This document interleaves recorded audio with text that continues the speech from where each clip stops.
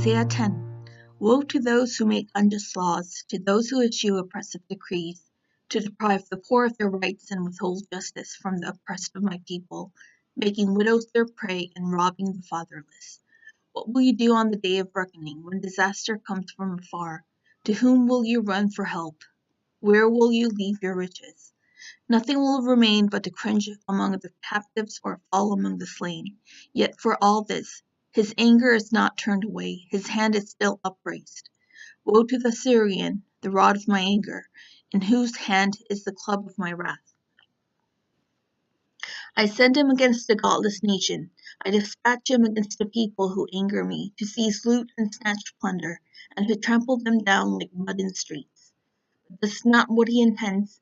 This is not what he has in mind. His purpose is to destroy, to put an end to many nations. Are not my commanders all kings, he says? Has not Calno fared like Carchemish?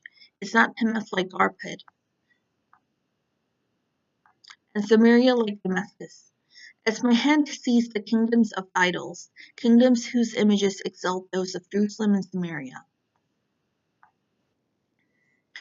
Shall I not deal with Jerusalem and her images as I dealt with Samaria and her idols? When the Lord has finished all his work against Mount Zion and Jerusalem, he will say, I will punish the king of Assyria for the willful pride of his heart and the haughty look in his eyes.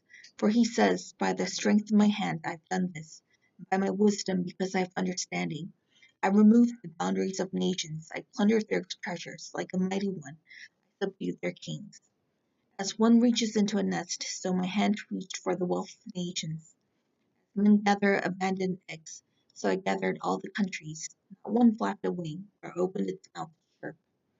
Does the axe raise itself above him who swings it, or the saw boast against him who uses it, as if a rod were to wield him, or who lifts it up, or a club brandish him, was not wood.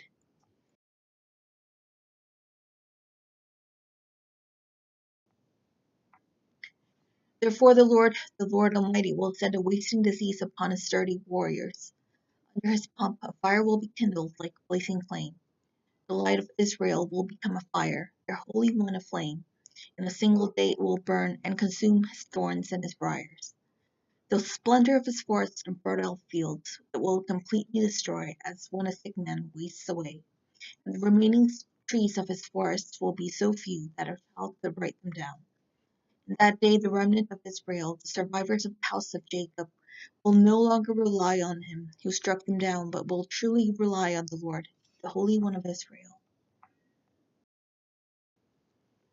A remnant will return, a remnant of Jacob will return to the mighty King. Though your people, O Israel, be like the sand by the sea, only a remnant will return. Destruction has been decreed, overwhelming and righteous. The Lord Almighty, will carry out the destruction decreed upon the whole land. Therefore this is what the Lord Almighty says.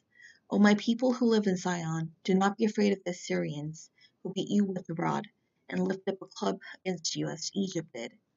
Very soon my anger against you will end, and my wrath will be directed to their destruction. The Lord Almighty will lash them with a whip, as when he struck down Midian at the rock of Oreb, and he will raise his staff over the waters, as he did in Egypt. In that day their burden will be lifted from your shoulders, their yoke from your neck. The yoke will be broken because you have grown so fat. They enter Ath, they pass through Migron, they store supplies at Mesh. They go over the pass and say, we will camp overnight at Geba. Ramah trembles, Gibeah of Saul flees. Cry out, O daughter of Elam, listen, O Laishis, or Anathoth.